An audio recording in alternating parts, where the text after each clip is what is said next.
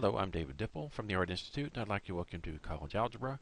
First of all, I'd like to strongly encourage you to bring a scientific calculator because it's needed every day in class while you're working through things, as well as when you're working at home on your own.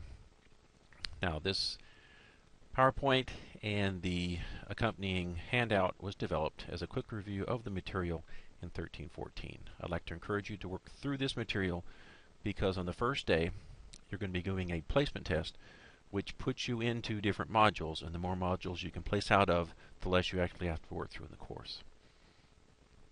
Okay, if you're going to perform each of the operations, 45 times 57, simply take your calculator, type it in, you should get 2565. The next one, adding 57 and 45, when you do that you should get 102. 35 divided by 5 should be 7.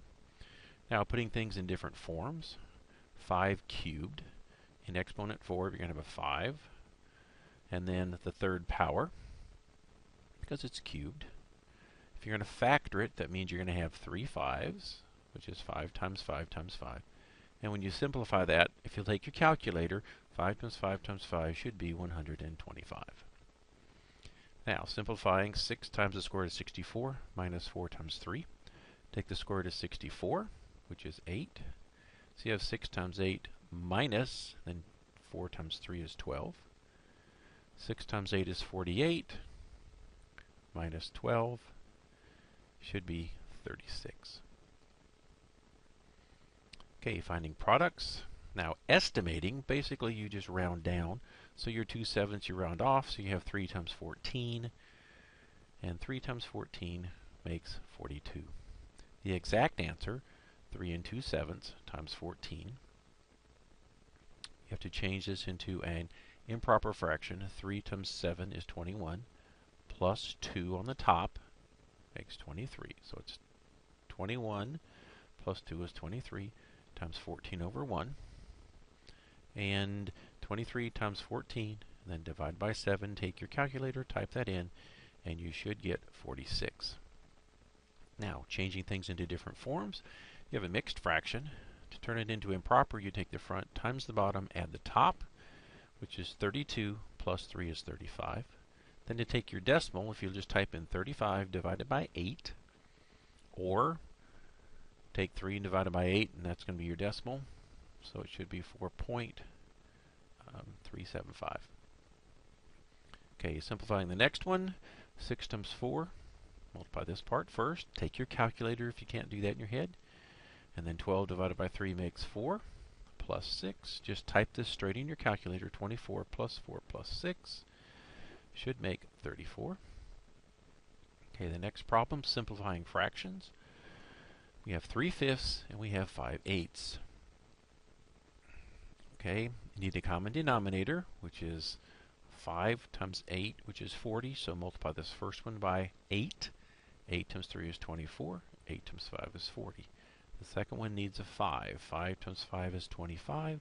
8 times 5 is 40. Now we have a common denominator. We can add those, making 49 over 40. You can simplify that depending on the problem. If it says make it into a mixed fraction, if you'll reduce that, 40, 49 should be 1, and there's 9 left over, 9/40. Okay, simplifying radicals. You simply take the square root of 16, which is 4, and the square root of 49, which is 7. So it's going to be 4/7. Simplifying this, you take the bottom fraction, 15 over 7, and you flip it over. So instead of division, we're going to have multiplication of the reciprocal. So you're going to have 8 over 11 times, and you flip this bottom one over, 7 over 15. When you're multiplying, you multiply 8 times 7, makes 56.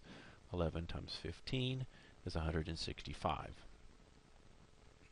And nothing reduces, you can't cancel, so that's it. 56 over 165. Okay, simplifying subtraction. Just type in your calculator 5.23 minus 4.001, and you should get 1.219.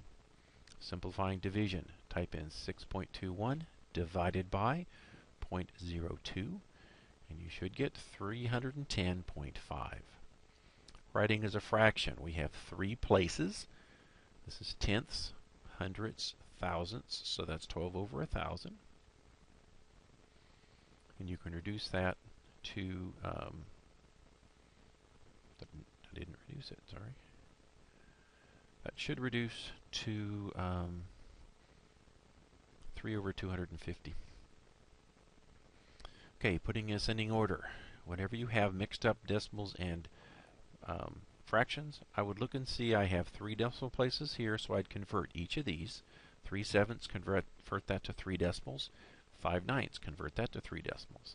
And when you do, you get 0.27 for the first one, 453 for the second one, 3/7 is 4.28, and 5/9 is 0.555. Then you can look at them.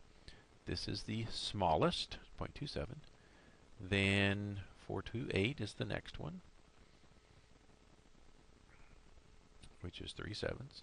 Then the next one is 453, which was 453, and the last one is 5/9. Okay, simplifying. Take x is 3, plug it in. 3 times 3. Y is -8. -4 times -8.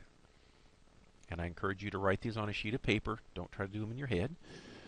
Just as I've done, write down 3, plug in 3, -4, -8. Then you can type it in your calculator. 3 times 3 makes 9. And 8 times 4 is 32. 2 negatives make a positive, so it's 9 plus 32, which is 41. Okay, simplifying if possible. If you look through and you convert each one of these, okay, if I convert it to a decimal, that is 7.667. 2 negatives make a positive, 4.833. And then if you type in 5 divided by 0, that's not defined, which means we cannot combine all these into one final answer, which means this whole thing is going to be undefined. Okay, combining like terms. Like terms, like 4x and 2x, you can combine those, and the 3 and the -5. So in your calculator, just type 3 minus 5, and it'll give you -2. Type 4 plus 2 is 6, and that one gets an x after it, so it's -2 plus 6x.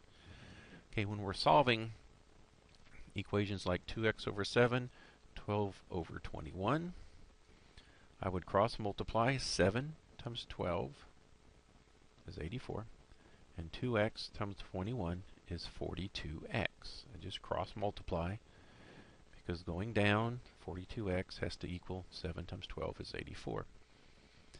Then divide by 42, and it gives you 2. And the final thing in the arithmetic section is converting minutes to hours. Okay, there's 60 minutes in an hour, so take 120 minutes, divide, because you want to turn it into hours, so it's 120 minutes divided by 60 makes 2 hours. Then we have 2 hours, change it to seconds. Well, there are 60 minutes in an hour, and there are 60 seconds in a minute, so we're going to take our 2, multiply by 60 to get our minutes, multiply by 60 to get our seconds, and that should be 7,200. So that's all the arithmetic, add, subtract, multiply, divide of numbers in this section.